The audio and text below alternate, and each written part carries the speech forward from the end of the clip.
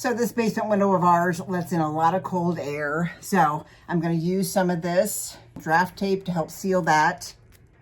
This stuff works incredibly well. It's actually pretty thick for a tape. And of course you got the double-sided stickiness there. So I'm just going to put it right here on the edge between the window seal and the actual window to keep that cold air out.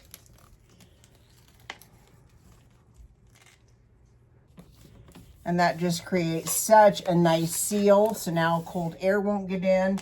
All you need is some scissors to cut that. This is great, obviously, on doors. So I'm gonna go up the window here. So obviously come spring or summer, when I'm wanting to open this window, I'll have to remove this. But again, it's not gonna leave any residue behind and it will peel off super easy.